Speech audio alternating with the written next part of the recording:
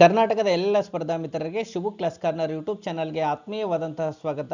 ಸ್ನೇಹಿತರೆ, ಇಂದಿನ ಒಂದು ವಿಡಿಯೋದಲ್ಲಿ ನಾವು ಪೇಪರ್ 1 ಪತ್ರಿಕೆಗೆ ಸಂಬಂಧಪಟ್ಟಂತಹ ಟೀಚಿಂಗ್ ಆಪ್ಟಿಟ್ಯೂಡ್ನ ಇಂಪಾರ್ಟೆಂಟ್ ಮಾರ್ಕ್ಸ್ಗಳನ್ನು ಮ್ಯಾರಥಾನನ್ನು ಆರಂಭ ಮಾಡಲಿದ್ದೇನೆ. ಸ್ನೇಹಿತರೆ, ಈಗಾಗಲೇ ಕೆಸೆಟ್ ಗ್ಯಾರಂಟಿ ಎನ್ನುವಂಥ ಉಪಕ್ರಮದ ಅಡಿಯಲ್ಲಿ ನಮ್ಮ ಶಿವ ಕ್ಲಾಸ್ ಕಾರ್ನರ್ನಲ್ಲಿ ಈಗಾಗಲೇ ಪೇಪರ್ 1 ಪತ್ರಿಕೆಗೆ ಸಂಬಂಧಪಟ್ಟಂತೆ ಯೂನಿಟ್ ವೈಸ್ ಥಿಯರಿ ಕ್ಲಾಸನ್ನು ಕಂಪ್ಲೀಟಾಗಿ ಮುಗಿಸ್ಕೊಟ್ಟಿದ್ದೀನಿ. ಈಗ ನಿಮ್ಮ ಕೊನೆಯ ಹಂತದಲ್ಲಿ ಯೂನಿಟ್ ವೈಸ್ ಇಂಪಾರ್ಟೆಂಟ್ ಏನು ಸಂಭವನೀಯ ಪ್ರಶ್ನೆಗಳಿದಾವಲ್ಲ, ಆ ಒಂದು ಪ್ರಶ್ನೆಗಳನ್ನು ತೆಗೆದುಕೊಂಡು ಚರ್ಚೆ ಮಾಡ್ತಾ ಹೋಗ್ತಾ ಇದ್ದೀನಿ. ಹಾಗಾಗಿ ಇದು ನಿಮ್ಮ ಒಂದು ಕೆಸೆಟ್ ಎಕ್ಸಾಮಲ್ಲಿ ಹೆಚ್ಚು ಮಾರ್ಕ್ಸನ್ನು ತೆಗೆದುಕೊಳ್ಳೋಕ್ಕೆ ಪೇಪರ್ 1 ಪತ್ರಿಕೆಯಲ್ಲಿ ತುಂಬ ನೆರವಾಗಲಿದೆ. ಹಾಗಾಗಿ ಈ ವಿಡಿಯೋವನ್ನು ಕೊನೆವರೆಗೆ ನೋಡಿ, ಹಾಗೆಯೇ ಸ್ನೇಹಿತರೊಂದಿಗೆ ಈ ವಿಡಿಯೋವನ್ನು ಹಂಚ್ರಿ ಅಂತ ಹೇಳ್ತಾ, ಸ್ನೇಹಿತರು ಯಾರೆಲ್ಲ ಮೊದಲವರೆಗೆ ನಮ್ಮ ಯೂಟ್ಯೂಬ್ ಚಾನಲ್ನ ನೋಡ್ತಾ ಇದ್ರು ಸಬ್ಸ್ಕ್ರೈಬ್ ಮಾಡಿಕೊಂಡು ನೋಡಿ ಅಂತ ಹೇಳ್ತಾ, ಬನ್ನಿ ತರಗತಿಯನ್ನು ಆರಂಭ ಮಾಡೋಣ. ಸ್ನೇಹಿತರೆ, ಇದು ಒಟ್ಟಾರೆಯಾಗಿ ಕ್ಲಾಸ್ ನಂಬರ್ 33 ಆಗುತ್ತೆ. 33ನೇ ತರಗತಿಯಾಗಿದೆ. ಕ್ಲಾಸ್ ನಂಬರ್ 33 ಆಗುತ್ತೆ. ಇದು ಕೆಸೆಟ್ ಗ್ಯಾರಂಟಿ ಅಡಿಯಲ್ಲಿ ಮೋಕ್ಸ್ ಮ್ಯಾರಥಾನ್ ಯೂನಿಟ್ ನಂಬರ್ 1 ಆಗಿದೆ. ಬನ್ನಿ ಪ್ರಶ್ನೆಗಳನ್ನು ನೋಡೋಣ. ಸ್ನೇಹಿತರೆ, ಒಂದೇ ಪ್ರಶ್ನೆಗಿದೆ, ಶಿಕ್ಷಣದ ಉತ್ತಮ ವಿಧಾನ ಯಾವುದು ಅಂತ ಹೇಳಿ ಕೇಳಿದ್ದಾರೆ. ಈಗಾಗಲೇ ಇವನ್ನ ಕೆಸೆಟ್ ಮತ್ತು ನೆಟ್ ಪರೀಕ್ಷೆಯಲ್ಲಿ ಅಥವಾ ಎಕ್ಸಾಮಿಗೆ ಸಂಬಂಧಪಟ್ಟಂತೆ ಇಂಪಾರ್ಟೆಂಟ್ ಆಗಿರುವಂಥ ಮೂಕ್ಸ್ಗಳನ್ನು ತೆಗೆದುಕೊಂಡ್ಬಿಟ್ಟು ಬೇರೆ ಬೇರೆ ಪುಸ್ತಕಗಳಿಂದ ನಾನು ನಿಮಗೆ ಮಾಹಿತಿಯನ್ನು ಕೊಡಲಿದ್ದೇನೆ. ಎ ರೇಖೀಯ ವಿಧಾನ, ಬಿ ಅರೇಖೀಯ ವಿಧಾನ, ಸಿ ಸಾಂಪ್ರದಾಯಿಕ ವಿಧಾನ, ಡಿ ಆಧುನಿಕ ವಿಧಾನ. ಸ್ನೇಹಿತರೆ, ಸರಿಯಾದಂತಹ ಶಿಕ್ಷಣದ ಉತ್ತಮ ವಿಧಾನ ಯಾವುದು ಅನ್ನೋದಾದರೆ ಆ ರೇಖೀಯ ವಿಧಾನ ಅಂತಕ್ಕಂಥದ್ದು ಸರಿಯಾದಂತಹ ಒಂದು ಟೀಚಿಂಗ್ ಮೆಥಡ್ ಆಗಿದೆ. ಸ್ನೇಹಿತರೆ, ನಾನು ಈಗಾಗಲೇ ಟೈಪ್ಸ್ ಆಫ್ ಟೀಚಿಂಗ್ ಮೆಥಡಲ್ಲಿ ನಾನು ಈಗಾಗಲೇ ಎಕ್ಸ್ಪ್ಲೇನ್ ಮಾಡಿದ್ದೇನೆ. ರೇಖೀಯ ವಿಧಾನ ಅಂದ್ರೇನು, ಅರೇಖೀಯ ವಿಧಾನ ಅಂದ್ರೇನು, ಸಾಂಪ್ರದಾಯಿಕ ವಿಧಾನ ಅಂದ್ರೇನು, ಆಧುನಿಕ ವಿಧಾನ ಅಂದ್ರೇನು. ಈಗ ನಾನು ಎಕ್ಸ್ಪ್ಲೇನ್ ಮಾಡೋಕ್ಕಂತ ಹೋಗೋಕ್ಕಾಗಲ್ಲ, ಅದು ರಿಪೀಟ್ ಆಗುತ್ತೆ. ಈಗಾಗಲೇ ತರಗತಿಯನ್ನು ಮಾಡಿದ್ದೀನಿ, ಈಗಾಗಲೇ ನೋಡಿರ್ತೀರಿ. ಹಾಗಾಗಿ ಸರಿಯಾದಂಥ ಉತ್ತರ ಯಾವುದು ಅಂದರೆ, ಶಿಕ್ಷಣದ ಉತ್ತಮ ವಿಧಾನ ಯಾವುದು ಅಂದರೆ ಆ ರೇಖೀಯ ವಿಧಾನ. ಯಾವುದು? ಆ ರೇಖೀಯ ವಿಧಾನ ಅಂತಕ್ಕಂಥದ್ದು ಸರಿಯಾದಂತಹ ಒಂದು ವಿಧಾನ ಆಗುತ್ತೆ. ಇನ್ನು ಎರಡನೇ ಪ್ರಶ್ನೆ, ಶಿಕ್ಷಕರನ್ನು UGCಯು ಏನೆಂದು ಕರೆದಿದೆ?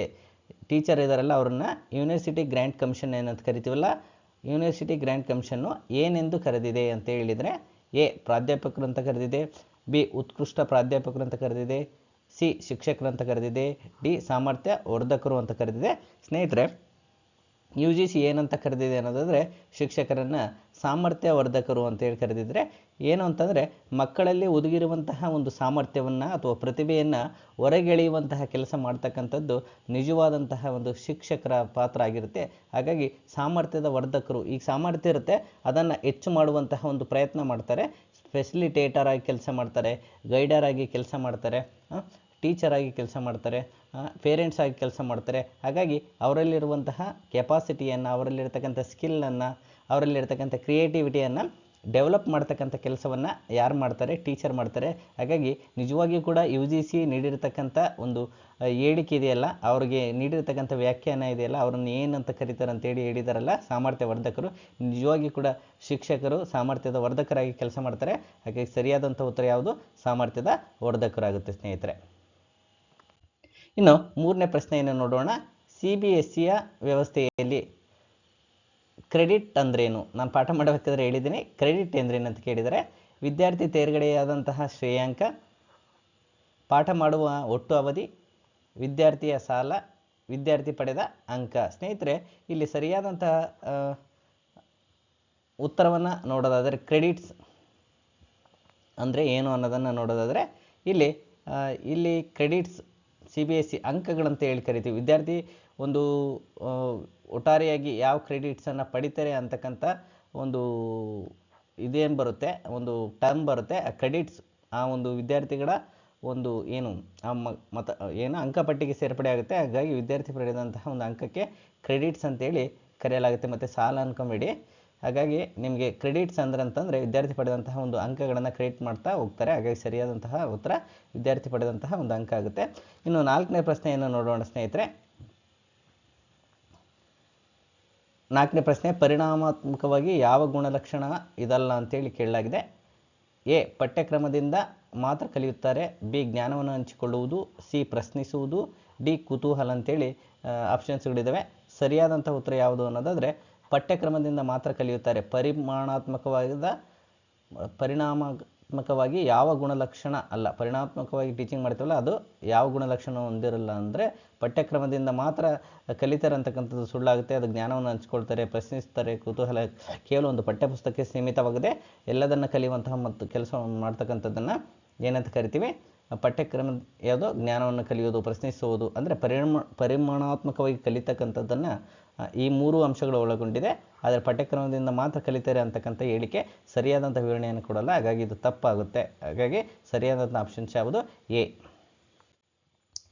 ಇನ್ನು 4ನೇ ಪ್ರಶ್ನೆ ನೋಡಿ, ಶಿಕ್ಷಕರಿಗೆ ಇದೊಂದು ಉಪಯೋಗಕಾರಿ ಈ ಸಂಪನ್ಮೂಲ ಆಗಿದೆ, ಈ ಸೋರ್ಸ್ ಯಾವುದು ಅನ್ನೋದನ್ನು ಕೇಳಿದರೆ, ಈ ಸೋರ್ಸ್ ಸಾಧನೆ ಯಾವುದು ಅಂತೇಳಿ ಕೇಳಿದರೆ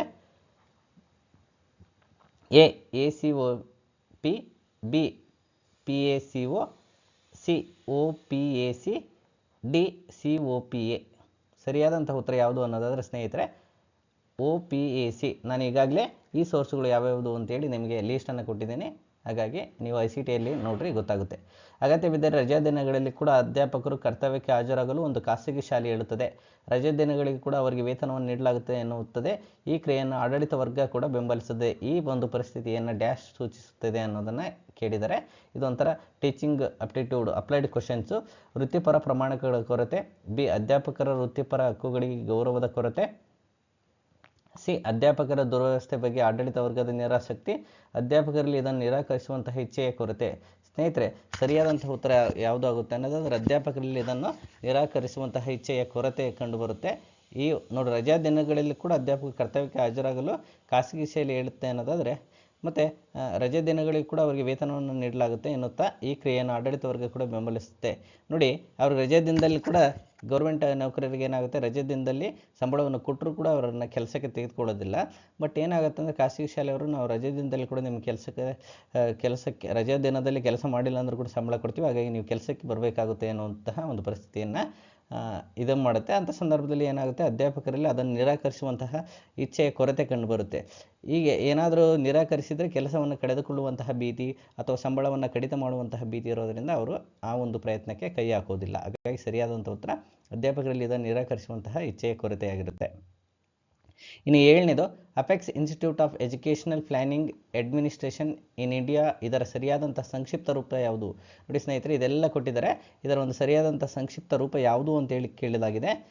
A IIEPA, B NUEPA, C NIEPA, D IIEPAM. ಸರಿಯಾದಂಥ ಉತ್ತರ ಯಾವುದು ಅನ್ನೋದಾದ್ರೆ ಸ್ನೇಹಿತರೆ NUEPA ಅಂತಕ್ಕಂಥದ್ದು ಇದು ಸರಿಯಾದಂತಹ ವಿವರಣೆ ಆಗುತ್ತೆ. ನೋಡಿ, ನಾನು ಈಗಾಗಲೇ ಅಬ್ರಿವೇಷನ್ ಅಂತಕ್ಕಂಥದ್ದು 29ರಿಂದ 30 ಅಬ್ರಿವೇಷನ್ ಕೊಟ್ಟಿದ್ದೀನಿ ಎಜುಕೇಷನ್ ಸಂಬಂಧಪಟ್ಟಂತೆ, ಅದನ್ನ ನೋಡ್ಕೊಳ್ಳಿ.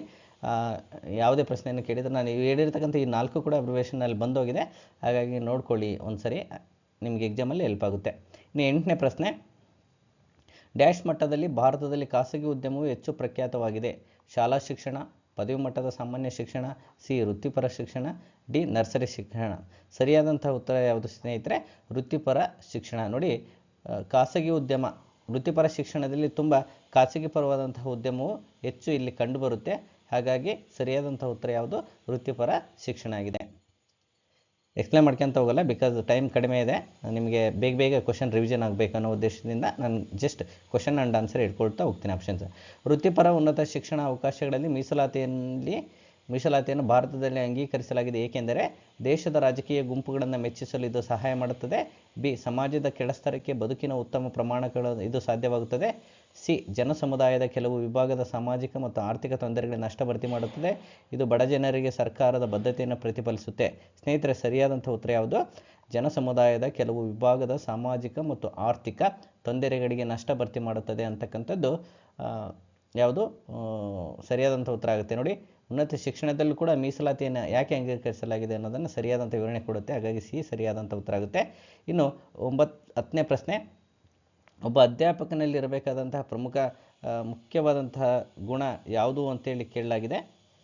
ಅಧ್ಯಾಪಕನಲ್ಲಿರಬೇಕಾದಂತಹ ಮುಖ್ಯ ಗುಣ ಯಾವುದು ಅಂತೇಳಿ ಕೇಳಲಾಗಿದೆ.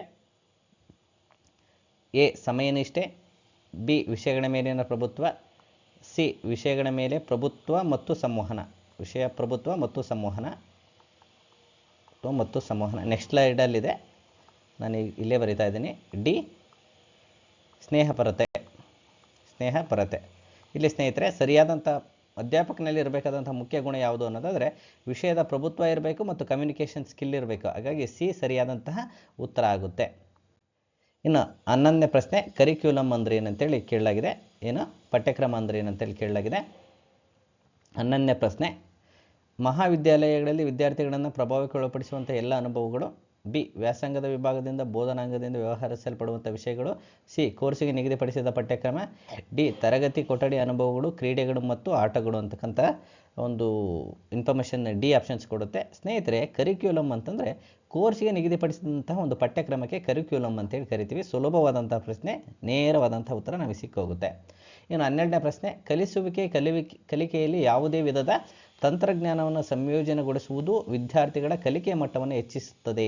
ನೋಡಿ, ಕಲಿಸುವಿಕೆಯಲ್ಲಿ ಯಾವುದೇ ವಿಧದ ತಂತ್ರಜ್ಞಾನದ ಸಂಯೋಜನೆಯನ್ನು ಮಾಡ್ತಾರಲ್ಲ, ಅದು ವಿದ್ಯಾರ್ಥಿಗಳ ಕಲಿಕೆಯ ಮಟ್ಟವನ್ನು ಏನು ಮಾಡುತ್ತೆ, ಹೆಚ್ಚಿಸುತ್ತದೆ. ಏಕೆಂದರೆ ಅಂತೇಳಿ ಪ್ರಶ್ನೆ ಕೇಳಲಾಗಿದೆ. ಪಾಠದ ಕೊಠಡಿಯ ಅವಶ್ಯಕತೆಗಳನ್ನು ತಿಳಿದು ಅಧ್ಯಾಪಕರು ತಂತ್ರಜ್ಞಾನವನ್ನು ಉಪಯೋಗಿಸ್ತಾರೆ. 12ನೇ ಪ್ರಶ್ನೆ. ಬಿ, ತಂತ್ರಜ್ಞಾನವನ್ನು ಸಂಕಲಿಸಿ ಸೂಕ್ತ ಬೋಧನೆಯ ಯೋಜನೆಯನ್ನು ಅಭಿವೃದ್ಧಿಪಡಿಸ್ತಾರೆ. ಬಿ, ಸಿ, ಕಲಿಯುವವರ ವೈಯಕ್ತಿಕ ಭಿನ್ನತೆಗೆ ತಂತ್ರಜ್ಞಾನದ ಉಪಯೋಗವು ಸೌಕರ್ಯವನ್ನು ಒದಗಿಸುತ್ತದೆ.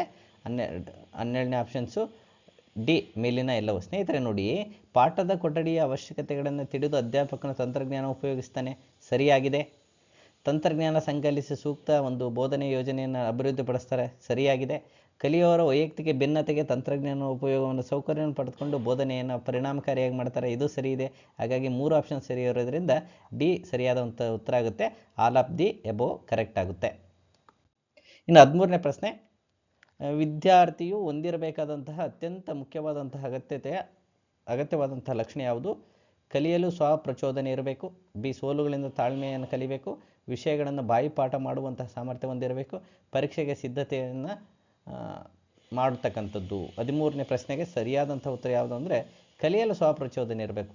ಒಬ್ಬ ವಿದ್ಯಾರ್ಥಿ ಕಟ್ಟಿಕೊಟ್ಟ ಬುತ್ತಿ, ಹೇಳಿದ ಮಾತು ಬಹಳವರೆಗೂ ಕೂಡ ಉಳಿಯುವುದಿಲ್ಲ, ಅದಕ್ಕೆ ಹೆಚ್ಚು ವ್ಯಾಲಿಡಿಟಿ ಇರೋದಿಲ್ಲ. ಹಾಗಾಗಿ ನಮಗೆ ಸ್ವಪ್ರಚೋದನೆ ಇರಬೇಕು, ಇಂಟ್ರಾ ಮೋಟಿವೇಶನ್ ಇರಬೇಕು, ಆಂತರಿಕವಾದಂತಹ ಒಂದು ಸ್ವಯಂ ಅಭಿಪ್ರೇರಣೆ ಅಂತ ಕರಿತೀವಿ, ಸ್ವಯಂ ಅಭಿಪ್ರೇರಣೆ ಇರಬೇಕು ಅಥವಾ ಸ್ವಯಂ ಕಲಿಯುವಂತಹ ಒಂದು ಗುಣ ಇರಬೇಕು. ಆದಾಗ ಮಾತ್ರ ವಿದ್ಯಾರ್ಥಿ ಒಂದು ಸಾಧನೆಯನ್ನು ಮಾಡ್ತಾನೆ. ಹಾಗಾಗಿ ಸರಿಯಾದಂಥ ಉತ್ತರ ಕಲಿಯಲು ಸ್ವಪ್ರಚೋದನೆ ಇರಬೇಕು. 14ನೇದು, ತಂತ್ರಜ್ಞಾನದ ಬಳಕೆಯ ಬಗ್ಗೆ ಅಭಿಪ್ರಾಯ ನೀಡದಿದ್ದರೂ ಕಲಿಸುವ ತಂತ್ರಜ್ಞಾನ ಬಳಸಲು ಮುಕ್ತವಾಗಿ ಅಧ್ಯಾಪಕರ ಮುಂದೆ ಬರುತ್ತಿಲ್ಲ. ಈ ಸ್ಥಿತಿಗೆ ಕೆಳಗಿನ ಯಾವ ಸನ್ನಿವೇಶಗಳನ್ನು ನೀಡಲಾಗಿದೆ? ಎ, ವಿಶ್ವಾಸದ ಕೊರತೆ. ಬಿ, ಸೋಲಿನ ಭಯ. ಸಿ, ಸೌಕರ್ಯಗಳ ಕೊರತೆ. ಡಿ, ಮೇಲಿನ ಎಲ್ಲವೂ. ಸ್ನೇಹಿತರೆ, ಸರಿಯಾದಂಥ ಉತ್ತರ ಯಾವುದು? ಮೇಲಿನ ಎಲ್ಲವೂ. ಇಲ್ಲಿ ಇದಕ್ಕೆ ಏನಂತಂದರೆ ಈ ಒಂದು ಎಲ್ಲ ತಂತ್ರಜ್ಞಾನ ನೀಡಿದರೂ ವಿಶ್ವಾಸದ ಕೊರತೆಯಿಂದ, ಸೋಲಿನ ಭಯದಿಂದ, ಸೌಕರ್ಯಗಳ ಕೊರತೆಯಿಂದ ಎಲ್ಲದರಿಂದ ಉಂಟಾಗೋದ್ರಿಂದ ಸರಿಯಾದಂಥ ಉತ್ತರ ಮೇಲಿನ ಎಲ್ಲವೂ ಆಗುತ್ತೆ. ಇನ್ನು 15ನೇದು, ಕಾರ್ಯಸೂಚಿ ಹೊಂದಿರುವಂತಹ ಬೋಧನೆಯು ಕೆಳಗಿನ ಯಾವ ಕಲಿಕೆಯ ತತ್ವವನ್ನು ಆಧರಿಸಿದೆ ಅಂತೇಳಿ ಕೇಳಲಾಗಿದೆ. 15ನೇ ಪ್ರಶ್ನೆ, ಪ್ರಾಥಮಿಕ ಬಲಪಡಿಸುವಿಕೆ, ಮಾಧ್ಯಮಿಕ ಬಲಪಡಿಸುವಿಕೆ, ನಿರಂತರವಾದಂತಹ ಬಲಪಡಿಸುವಿಕೆ. ಸ್ನೇಹಿತರೆ, ಸರಿಯಾದಂಥ ಉತ್ತರ ಯಾವುದು? ಮಾಧ್ಯಮಿಕ ಬಲಪಡಿಸುವಿಕೆ ಅಂತಕ್ಕಂಥದ್ದು ಸರಿಯಾದಂಥ ಉತ್ತರ ಆಗುತ್ತೆ. ಇನ್ನು 16ನೇ ಪ್ರಶ್ನೆ, ಮಾತೃಭಾಷೆ ಬೋಧನಾ ಮಾಧ್ಯಮವಾಗಿರಬೇಕು, ಈ ನಿರ್ಣಯ ಡ್ಯಾಶ್ನಿಂದ ಅಂಗೀಕೃತವಾಗಿದೆ. ಮಾತೃಭಾಷೆಯೇ ಬೋಧನಾ ಮಾಧ್ಯಮ ಆಗಿರಬೇಕು ಅಂತೇಳಿ ನಿರ್ಣಯ ಮಾಡಿರ್ತಕ್ಕಂಥ ಸಮಿತಿ ಅಥವಾ ಕಮಿಟಿ ಯಾವುದು ಅಂತೇಳಿ ಕೇಳಿದ್ದಾರೆ. A, Wood dispatch. B, Wardha scheme. C, auto committee. D, Macaulay's minute ಅಂತಕ್ಕಂಥದ್ದು ಆಪ್ಷನ್ಸನ್ನು ಕೊಡಲಾಗಿದೆ. ಸ್ನೇಹಿತರೆ, ಸರಿಯಾದಂತಹ ಉತ್ತರ ಯಾವುದು ಅಂತಂದರೆ ವಾರ್ಧಾ ಸ್ಕೀಮ್. ನಾನು ಪಾಠ ಮಾಡಬೇಕಾದ್ರೆ ಈ ವುಡ್ ಡಿಸ್ಪ್ಯಾಚು, ವಾರ್ಧಾ ಸ್ಕೀಮು, ಆಟೋಗು, ಮೆಕಲೆಸ್ ಇವೆಲ್ಲದರ ಬಗ್ಗೆ ಕೂಡ ಹೇಳಿದ್ದೀನಿ. ಅಲ್ಲಿ ವಾರ್ಧಾ ಸ್ಕೀಮ್ ಇದೆಯಲ್ಲ, ಅದು ಮಾತೃಭಾಷೆಯು ಬೋಧನಾ ಮಾಧ್ಯಮವಾಗಿರಬೇಕು ಅಂತೇಳಿ ನಿರ್ಣಯವನ್ನು ಮೊದಲ ಬಾರಿಗೆ ಅಂಗೀಕರಿಸಿತು. ಯಾವುದು? 16ನೇ ಆಪ್ಷನ್ಸು ಸರಿಯಾದಂಥ ಉತ್ತರ ಬಿ, ವಾರ್ಧಾ ಸ್ಕೀಮ್ ಆಗುತ್ತೆ. ಇವುಗಳಲ್ಲಿ ಯಾವುದು ಮೌಲ್ಯಯುತ ಶಿಕ್ಷಣದ ಗುರಿಯಾಗಿದೆ? ಮೌಲ್ಯಯುತ ಶಿಕ್ಷಣ ವೆರಿ ಇಂಪಾರ್ಟೆಂಟ್ ನೋಡಿ. ನೈತಿಕ ಮೌಲ್ಯಗಳನ್ನು ಅಂತರ್ಗತಗೊಳಿಸುವುದು, ಸಾಮಾಜಿಕ ಮೌಲ್ಯಗಳನ್ನು ಅಂತರ್ಗತಗೊಳಿಸುವುದು. ಸಿ, ರಾಜಕೀಯ ಮೌಲ್ಯಗಳನ್ನು ಅಂತರ್ಗತಗೊಳಿಸುವುದು. ಡಿ, ಆರ್ಥಿಕ ಮೌಲ್ಯಗಳನ್ನು ಅಂತರ್ಗತಗೊಳಿಸ್ತಕ್ಕಂಥದ್ದು. ಸ್ನೇಹಿತರೆ, ಸರಿಯಾದಂಥ ಉತ್ತರ ಯಾವುದು ಅಂತಂದರೆ ಮೌಲ್ಯಯುತ ಶಿಕ್ಷಣ ಅಂದರೆ ನೈತಿಕತೆಯನ್ನು ಬೆಳಗ್ತಕ್ಕಂಥದ್ದು. ನೈತಿಕತೆ ನೋಡಿ ಸ್ನೇಹಿತರೆ, ನಾವು ಎಷ್ಟೇ ಬುದ್ಧಿವಂತರ ಇರಲಿ, ರ್ಯಾಂಕನ್ನು ಪಡೆದುಕೊಂಡಿರಲಿ, ನಮ್ಮ ಒಂದು ಶಿಸ್ತಿನಲ್ಲಿ ನೈತಿಕತೆ ಇಲ್ಲ ಅಂತಂದರೆ, ನಮ್ಮ ಶಿಕ್ಷಣದಲ್ಲಿ, ಜ್ಞಾನದಲ್ಲಿ, ಅನುಭವದಲ್ಲಿ, ವರ್ತನೆಯಲ್ಲಿ ನೈತಿಕತೆ ಇಲ್ಲ ಅಂತಂದರೆ ಅದು ವೇಸ್ಟ್ ಆಗುತ್ತೆ. ಹಾಗಾಗಿ ಮೌಲ್ಯಯುತ ಶಿಕ್ಷಣವನ್ನು ಕಲಿಸುವಂಥ ಮುಖ್ಯ ಉದ್ದೇಶ ಏನಂದರೆ ನೈತಿಕ ಮೌಲ್ಯಗಳನ್ನು ಅಂತರ್ಗತ ಮಾಡ್ತಕ್ಕಂಥದ್ದು. ಏನು ನೈತಿಕ ಗುಣಗಳು ಅಂತಂದರೆ ಪ್ರಾಮಾಣಿಕತೆ ಇರತಕ್ಕಂಥದ್ದು, ಸರಳತೆ, ಶಿಸ್ತು, ಸುಳ್ಳು ಹೇಳದೇ ಇರತಕ್ಕಂಥದ್ದು, ಹಿರಿಯರಿಗೆ ಗೌರವ, ಇದು ಸಂವೇದನಾಶೀಲತೆ ಇವೆಲ್ಲ ಇರ್ತಕ್ಕಂಥದ್ದೇ ನೈತಿಕ ಮೌಲ್ಯಗಳಾಗಿರುತ್ತೆ. ತಂದೆ ತಾಯಿಗಳ ಕಷ್ಟವನ್ನು ಅರ್ಥ ಮಾಡ್ಕೋಬೇಕು, ಸಮಾಜದ ಒಂದು ಕಷ್ಟಗಳನ್ನು ಅರ್ಥ ಮಾಡ್ಕೊಂಡು ಅವ್ರಿಗೆ ಸ್ಪಂದನೆಯನ್ನು ನೀಡಿದ್ರೇ ಅದು ನೈತಿಕ ಶಿಕ್ಷಣ ಅಂತ ಕರಿತೀವಿ. ಹಾಗಾಗಿ ಮೌಲ್ಯಯುತ ಶಿಕ್ಷಣದ ಮುಖ್ಯ ಉದ್ದೇಶ ನೈತಿಕ ಮೌಲ್ಯಗಳನ್ನು ಅಂತರ್ಗತಗೊಳಿಸುವುದಾಗಿದೆ. ಇನ್ನು 18ನೇ ಪ್ರಶ್ನೆ, ಕಲಿಕೆಯಲ್ಲಿ ಉಪನ್ಯಾಸವು ಒಂದು ಕನಿಷ್ಠ ಪರಿಣಾಮಕಾರಿಯಾಗಿದೆ. ಎ ಮನೋಧಾರಣೆ, ಬಿ ಮನೋಭಾವ, ಸಿ ಸಂಬಂಧಗಳು, ಡಿ ಕೌಶಲ್ಯ. ಸ್ನೇಹಿತರೆ, ಸರಿಯಾದಂಥ ಉತ್ತರ ಯಾವುದು ಅನ್ನೋದಾದರೆ 18ನೇ ಪ್ರಶ್ನೆಗೆ ಡಿ ಕೌಶಲ್ಯ ಅಂತಕ್ಕಂಥದ್ದು ಕಲಿಕೆಯಲ್ಲಿ ಉಪನ್ಯಾಸದ ಒಂದು ಕನಿಷ್ಠವಾದಂತಹ ಒಂದು ಪರಿಣಾಮಕಾರಿಯಾಗಿದೆ. ಇನ್ನು ಒಬ್ಬ ಶಿಕ್ಷಕನು ಬೋಧನೆಗಾಗಿ ಈ ಕೆಳಗಿನ ಯಾವ ತಂತ್ರಗಳನ್ನು ಬಳಸುತ್ತಾನೆ ಅಂತೇಳಿ 19ನೇ ಪ್ರಶ್ನೆಯನ್ನು ಕೇಳಲಾಗಿದೆ. 1 ಉಪನ್ಯಾಸ, 2 ಪರಸ್ಪರ ವಿಚಾರ ವಿನಿಮಯ, 3 ತಂಡ ಕಾರ್ಯ, 4 ಸ್ವಾಧ್ಯಯನ. ಸ್ನೇಹಿತರೆ, ಇಲ್ಲಿ ಯಾವುದನ್ನು ಬಳಸ್ತಾನೆ ತಂತ್ರಗಳನ್ನು ಒಬ್ಬ ಶಿಕ್ಷಕ ಅನ್ನೋದಾದರೆ 19ನೇ ಪ್ರಶ್ನೆಗೆ ಬಿ ಸರಿಯಾದಂಥ ಉತ್ತರ ಆಗುತ್ತೆ. ಉಪನ್ಯಾಸವನ್ನು ಬಳಸ್ತಾನೆ, ಪರಸ್ಪರ ವಿಚಾರ ವಿನಿಮಯ ಬಳಸ್ತಾನೆ, ತಂಡ ಕಾರ್ಯ ಬಳಸ್ತಾನೆ, ಇಲ್ಲಿ ಸ್ವಾಧ್ಯಯನ ಬಳಸಲ್ಲ. ಹಾಗಾಗಿ ಸರಿಯಾದಂಥ ಉತ್ತರ ಯಾವುದು ಅನ್ನೋದಾದರೆ 1, 2, 3 ಮಾತ್ರ ಸರಿಯಾಗುತ್ತೆ. ಸ್ನೇಹಿತರೆ, ಬೋಧನೆಗೆ ಕೆಳಗೆ ಯಾವ ತಂತ್ರಗಳನ್ನು ಬಳಸುತ್ತಾನೆ 19ನೇ ಪ್ರಶ್ನೆ. ಸ್ನೇಹಿತರೆ, ಇಲ್ಲಿ ನೋಡಿ, ಇದು ಕೂಡ ಸರಿಯಾಗುತ್ತೆ. ಸ್ವಾಧ್ಯಯನವನ್ನು ಮಾಡ್ಕೋಬೇಕಾಗುತ್ತೆ ಬೋಧನೆಗಾಗಿ. ಹಾಗಾಗಿ ನನ್ನ ಪ್ರಕಾರ ಎ ಸರಿಯಾದಂಥ ಉತ್ತರ ಆಗುತ್ತೆ. ಇನ್ನು 20ನೇ ಪ್ರಶ್ನೆ, ಕೆಳಗಿನವುಗಳಲ್ಲಿ ಯಾವುದು ಉಪನ್ಯಾಸದ ಮಾದರಿಯಲ್ಲ. ನೋಡಿ, ಉಪನ್ಯಾಸ ಲೆಕ್ಚರಿಂಗ್ ಮೆಥಡಲ್ಲಿ ನಾನು ಹೇಳಿದ್ದೀನಿ, ಇವೆಲ್ಲ ವಿಧಗಳನ್ನು ಹೇಳಿದ್ದೀನಿ. ಲೆಕ್ಚರಿಂಗ್ ಮೆಥಡಲ್ಲಿ ಯಾವ್ಯಾವ ಬರ್ತವೆ ಅಂತ ಹೇಳಿದ್ದೀನಿ. ಎ ಬಜ್ಗುಂಪು, ಬಿ ಮಿದುಳು ದಾಳಿ, ಸಿ ಗಾಳಿ ಮಾತು, ಗಾಸಿಪ್ ಅಂತ ಕರಿತೀವಲ್ಲ ಅದು, ಡಿ ಮಾದರಿ ಮಾತ್ರ. ಸರಿಯಾದಂಥ ಉತ್ತರ ಯಾವುದು ಅನ್ನೋದಾದರೆ ಗಾಳಿ ಮಾತು, ಗಾಸಿಪ್ ಅಂತಕ್ಕಂಥದ್ದು ಇದು ತಪ್ಪಾಗುತ್ತೆ. ಅದು ಲೆಕ್ಚರ್ ಮೆಥಡನ್ನು ಎಕ್ಸ್ಪ್ಲೇನ್ ಮಾಡೋದಿಲ್ಲ ಮತ್ತು ಟೈಪ್ ಆಫ್ ಲೆಕ್ಚರ್ ಮೆಥಡ್ ಕೂಡ ಅಲ್ಲ ಇದು. ಹಾಗಾಗಿ ಬಜ್ಗುಂಪು, ಮಿದುಳು ದಾಳಿ ಮತ್ತು ಮಾದರಿ ತಂತ್ರ ಅಂತಕ್ಕಂಥದ್ದು ಸರಿಯಾದಂಥ ಉತ್ತರ ಆಗುತ್ತೆ. ತಪ್ಪು ಉತ್ತರ ಯಾವುದು? ಗಾಳಿ ಮಾತು. ಹಾಗಾಗಿ ನಮ್ಮ ಆಪ್ಷನ್ಸು ಗಾಳಿ ಮಾತಾಗಿರ್ಬೇಕು, ಗಾಸಿಪ್.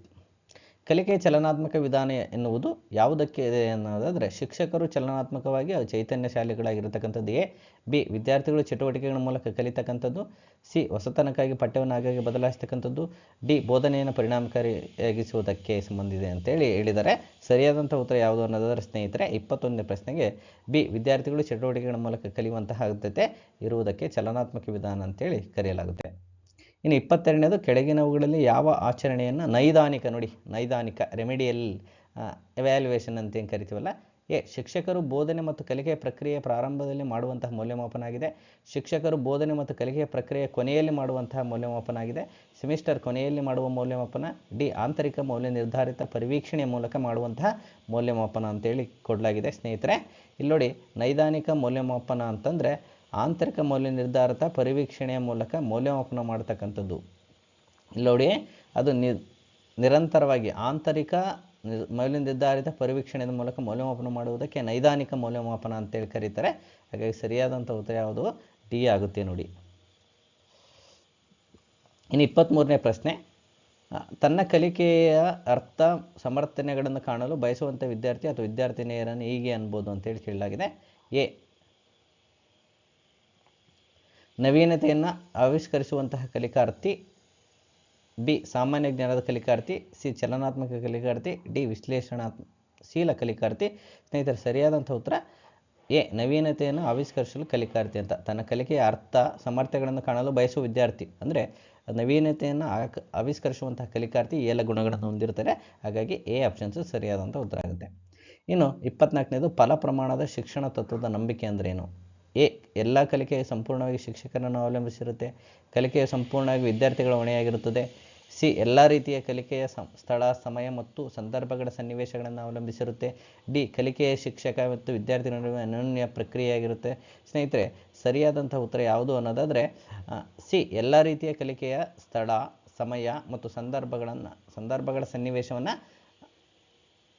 ಅವಲಂಬಿಸಿರುತ್ತೆ. ಹಾಗಾಗಿ ಫಲಪ್ರಭವಾದಂತಹ ಶಿಕ್ಷಣದ ತತ್ವ ನಂಬಿಕೆ ಸ್ಥಳ, ಸಮಯ ಮತ್ತು ಸಂದರ್ಭಗಳ ಸನ್ನಿವೇಶವನ್ನು ಅವಲಂಬಿಸಿ ಕಲಿಕೆ ಉಂಟಾಗುತ್ತೆ ಅಂತಕ್ಕಂಥದ್ದು ಸರಿಯಾದಂಥ ಉತ್ತರ ಆಗುತ್ತೆ. ಸ್ನೇಹಿತರೆ, ಒಟ್ಟಾರೆಯಾಗಿ ನಾನು ಟೀಚಿಂಗ್ ಎಪ್ಟಿಟ್ಯೂಡ್ ಮೊದಲ ಬೋಧನಾ ಸಾಮರ್ಥ್ಯ ಅಂತ ಹೇಳಿ ಪೇಪರ್ 1 ಯೂನಿಟ್ಗೆ ಸಂಬಂಧಪಟ್ಟಂತೆ ಸಂಭವನೀಯ ಪ್ರಶ್ನೆಗಳನ್ನು ನಾನು ಕೊಟ್ಟಿದ್ದೇನೆ. ಇಲ್ಲಿ ಕನಿಷ್ಠ ಅಂದರೂ ಕೂಡ 3ರಿಂದ 4 ಪ್ರಶ್ನೆಗಳು ಈ ಒಂದು ಸಂಭವನೀಯ ಪ್ರಶ್ನೆಗಳಿಂದ ಬರುತ್ತೆ. ಹಾಗಾಗಿ ಇದನ್ನ ಕೊನೆಯವರೆಗೆ ನೋಡಿ ನಿಮ್ಮೆಲ್ಲ ಸ್ನೇಹಿತರೊಂದಿಗೆ ಈ ವಿಡಿಯೋವನ್ನು ಶೇರ್ ಮಾಡಿರಿ ಅಂತ ಹೇಳ್ತಾ, ಸ್ನೇಹಿತರೆ ಕ್ಲಾಸ್ ಹೇಗಿತ್ತು ಅಂತ ಹೇಳಿ ಕಮೆಂಟ್ ಮಾಡಿ. ಹಾಗೆಯೇ ಮತ್ತೆ ನಾನು ಮುಂದಿನ ಒಂದು ತರಗತಿಯಲ್ಲಿ 2ನೇ ಯೂನಿಟ್ನ ಸಂಭವನೀಯ ಪ್ರಶ್ನೆಗಳೊಂದಿಗೆ ಮತ್ತೆ ಭೇಟಿ ಆಗ್ತೇನೆ. ನಮಸ್ಕಾರಗಳು.